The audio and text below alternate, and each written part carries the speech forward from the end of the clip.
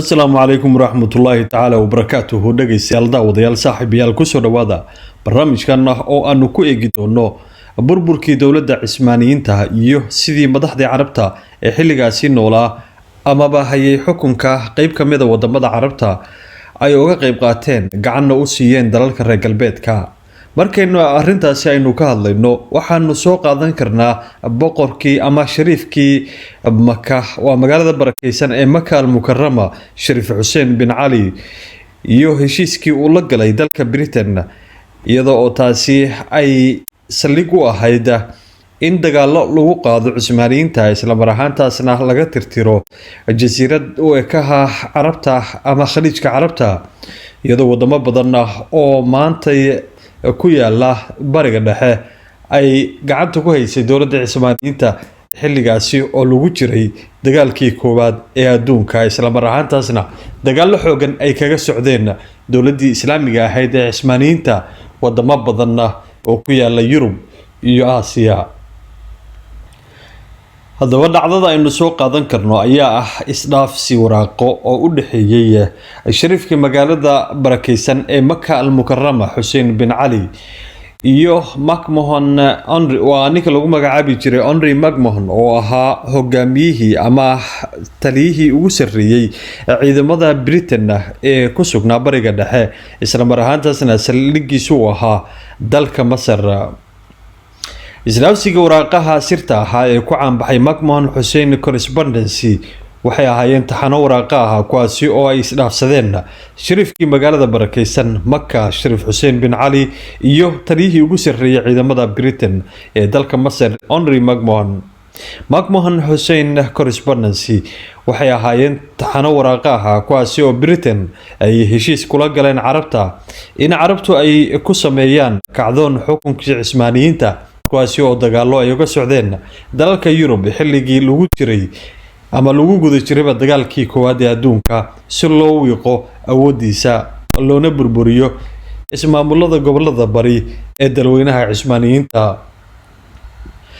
waxa ay dagaalo ay kaga bilowdeen dhammaan jasiiradda Carabta waxa bilowgii qarnigii 20aad maamulkii Najaad kaga kacay hogaamiyihii Najaad Cabdulcasiis ibn Sacuud oo kaashanayay dhaqdhaqaaqii ikhwaanka la oran jiray iyo qabiilada deegaanka Ingiriiska oo ka faa'iideysanayay cadownimo iyo kacdoon ay qoyska reer Mascuud ay kala hortageen Cismaaniyiinta intii u dhaxaysay sanadihii 1802 ilaa 1813 inkasta oo la jabiyay haddana waxa Sacuudiyiintu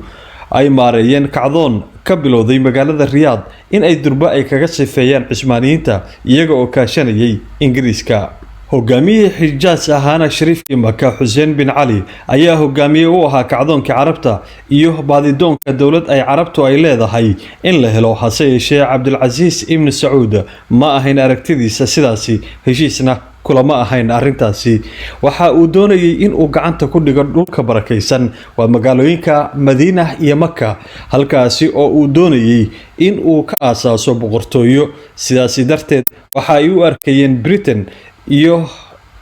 Sacuudiyiintu in shariifka Makka uu yahay khatar labaad oo ka iman kartay dalalka muslimiinta ah kadib baabi'inta imbaradoriyadda Cismaaniyiinta ee muslimka ahayd sanadkii 1916 suldaankii Cismaaniyiinta waxa uu iclaamiyay jihaad lagu suulinayay gumaysi raac ka soo baxay jasiiradda Carabta iyo dhulka barakeysan hase yeeshee jab xoogan ayaa ku dhacay markii dambana dib u gurasho ayuu sameeyay isdhaafsigii fariimo ee Hussein iyo McMahon haddaba waxay bilowdeen 14kii bishii July sanadkii 1915 waxaana ay ahaayeen 10 xaashadood oo taxane fariimo ahaa tii ugu dambeysayna waxaa diray McMahon wuxuuna u diray Hussein 10kii Maarso sanadkii 1916 fariintii ugu horeysay ee uu diray shariifka Makka Hussein bin Ali 14kii July sanadii 1915 waxa ku xusnayd in uu doonayay in xadayn la sameeyo lagana sameeyo waqooyiga iyo galbeedka dhulka Carabta waxa uu ku sheegtay dhulal badan oo Kurdidu ay degan yihiin taas bedelkeedana ay bilaabayaan kacdoon Carbeed oo ka dhana Cismaaniyiinta ayna wiiqayaan awoodda Cismaaniyiinta Henry McMahon warqad uu soo qoray 30kii bishii August oo ahayd jawaabtiisii ugu horeysay isna waxa uu ku sheegay in uu aqbalay heshiiskaas taas beddelkeedana uu ogolaanayo magaca iyo xadka uu yeelanayo dhul weynaha Carabta iyada oo la ansixinayo magaca uu dhulka Carabta uu yeelanayo iyo hogaamiyaha kaasi oo ay ku sheegeen in hogaamiyaha magaciisa loogu yeerayo khaliifada Carabta 9 September sanadii 1915 warqad uu qoray Xuseen bin Cali waxa uu ku dalbaday markale xadadka iyo seerayaasha iyada oo la ilaalinayo xuquuqda iyo badbaadinta dadka ayaa warqad kale oo uu soo qoray Henry McMahon oo uu kaga jawaabay waxa uu soo diray 24kii bishii October sanadkii 1915 waxaana uu sheegay qaybo badan oo kamid ah Syria iyo galbeedka Carabiya inay yihiin deegaano aan Carab ahayn iyo in isbahaysigooda Faransiisku wadana kale yahay deegaanada Marsina iyo Adana Beirut iyo deegaano fara badan oo hoostaga Syria isla markaasna loo deenayo Faransiiska dhowrkii waraaqood ee xigay Shariif Xuseen bin Cali iyo Henry McMahon waxa ay kaga doodeen oo ay isku mandhaafeen xadaynta iyo seereynta dhulka Carabta waxaana Xuseen bin Cali uu sheegay in Kirishtanka ku nool Beirut ee Carabta ahaa iyo guud ahaan dalalka Carabta in ay la mid yihiin sida kuwa muslimiinta ama Carabta muslimiinta ah aysan jirin wax kala sooci kara carabnimaduna aysan ahayn diin kaliya waa ay isku waafaqeen waxaana loo daayay in Faransiiska looga dambeeyo deegaanada uu codsanayay in la siiyo Carabta taageero nooc kasta ah ujeedkuna uu ahaa in Cismaaniyiinta laga tirtiro dhulalka Carabta taasi waxa ku jirtay magaalooyinka Basra iyo Baghdad oo ku yaalay dhulweynaha Ciraaq halkaasi oo ay ku sugnaayeen ciidamada Britain waxa markii dambe la isku waafaqay oo kale in Baghdad iyo Basra ay ku sii sugnaadaan ciidamo ka socda dalka Britain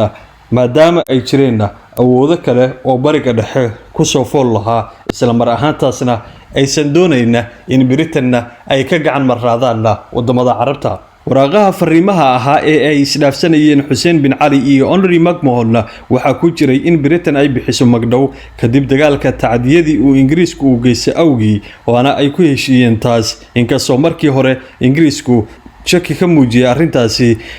warqadii ugu dambeysay ee uu qoray Shariifkii Maka Shariif Xuseen bin Cali isla maraantaasna uu u qoray Henry McMahon waxa uu kala xajooday Henry McMahon xaqiijinta kacdoonka waxa uu ka codsaday taageero saanad hub iyo dhaqaale kuwaasi oo dhan 50,000 oo giniga sterlinka isla mar ahaantaasna la diyaarinayo 100,000 oo askari oo kacdoonka safka hore ka gala isla mar ahaantaasna dagaal ku qaada ciidamada Cismaaniyiinta ee ku sugnaa jasiiradda Carabta Henry McMahon fariintiisii ugu dambeysay isna waxa uu soo diray 10kii Maarso sanadii 1916 taasi oo uu ku confirm gareeyay heshiiska isdhaafsigii fariimahaasi 10ka ahaa waxa ay sababeen kacdoonkii Carabta ee bilowday June sanadii 1916 socdayna ilaa iyo October sanadii 1918 hogaankii ciidamada waxa uu tartamay 3 wiil oo uu dhalay Shariifkii Maka Xuseen bin Cali kuwaasi oo kala ahaa Cali Abdullah iyo Faisal tala soo jeedin ka timid Thomas Edward Lawrence oo ahaa sirdoon military kadib markii uu wareysi u ka qaaday 3 wiil waxa loo doortay Faisal Xuseen bin Cali in uu hogaamiyo kacdoonka Carabta isla mar ahaantaasna ciidamada uu u noqdo taliye intii uu socday kacdoonkii dagaalka Carabta waxa dhacay heshiisyo badan oo lid ku ahaa heshiiskii ay wada galeen Shariif Xuseen wiilashiisa iyo Britain waxa heshiis uu dhexmaray hogaamiyihii Najad Abdulaziz bin Saud Faransiiska iyo Britain oo iyana saxiixday heshiis lagu magacaabo Sykes-Picot Agreement iyo tii ugu caansaneed ee ahayd Balfour Declaration ama shaac ka qaadidii Balfour taasi oo shaaca looga qaaday in Yuhuudda dhul looga riixo Falastiin dhammaan qodobadaasi waxa ay noqdeen kuwo kalifa in wixii waraaqa la isdhaafsanayay aysan dhaqan gelin kadib dagaalka markii uu soo dhamaaday lana jabiyay awoodda Cismaaniyiinta Carabta waraaqahaasi waxay u arkayeen heshiis halka Britain ay u arkayeen kuwo lid ku ahaa maslaxadaha Britain ee bariga dhexe iyo heshiisyadii uu galay tusaale ahaan Faransiiska waxa uu ahaa saaxiibka Britain markasta dhinac taagan Britainna kuma wacad furi karin kamana raaci karin badow carbeed oo aan aqoon iyo awood midna ku kordhin karin maadaama dagaalkii koowaad ay soo baxday awoodii Sovieti isla mar ahaantaasna loo baahan yahay in la iska kaashado haddii la rabo in la jabiyo Sovietka iyo wadamada Jarmalka iyo kuwa kale ee markaasi ka soo horjeeday awoodaha Ingiriiska iyo Faransiiska. Yuhuuddu waxa ay markaas xulafo la ahaayeen reer galbeedka waxayna codsadeen dhul iyo deegaan ay ku habsadaan oo ay ka qaadaan Falastiiniyiinta waxaana ay sheegteen inuu jiro dhul ay taariikh ahaan ay ka soo jeedaan isla mar ahaantaasna ay ku leeyihiin taariikh balse carabtu ay degan yihiin. Markii uu dhamaaday dagaalkii iyo kacdoonkii carabta waxa dagaalo uu ka dhex qarxay carabta gudahooda. Xijaaz iyo Najd waxa si buuxda gacanta ugu dhigay reer Sacuud sanadii 1924. Sharif Hussein waxa uu magan galay wiilkiisa Cabdallah oo ahaa amiirkii Jordan. Sharif Hussein waxa uu qaabilay madax carbeed iyo kuwa kale oo reer galbeed ahaa deegaanka Urdun ayuuna ku qaabilay waxaana uu sheegay in hoggaanka uu ka mudan yahay wiilkiisa Cabdallah bin Hussein kaasi oo ahaa amiirkii dalka Urdun oo ahaa dal markaasi ay sameeyeen boqortooyada Ingiriiska. taasna Cabdallah ma uusan ka helin mana jeclaysan waxaana uu u diray xabsi guri aabihii magaalada Aqaba oo markaasi laga soo wareejiyay maamulka Xijaaz. markii dambe waxa loogu diray musaafiriin uu iska musaafuriyay Sharif Hussein jasiiradii Qubrus oo ay Ingiriiska ay gacanta ku hayeen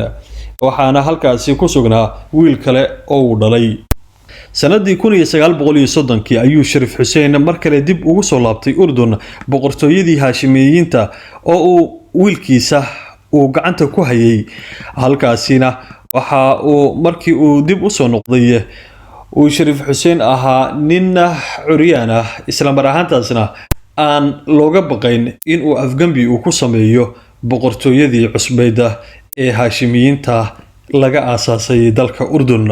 Sharif Hussein waxa uu ahaa ninkii ugu horeeyay ee ku fakiray qarannimo carbeed ee aan lahayn diin, madhab, shiico iyo sunni leh. waxa khiyaamay Britain oo markii hore ku adeegtay kadibna ku soo jeestay. waa ninkii wiiqay awoodda Cismaaniyiinta isaga oo kaashanaya carabta kuna dhiirigeliyay in aysan Turkidu mudnayn hoggaanka ay iska hayeen qarniyada.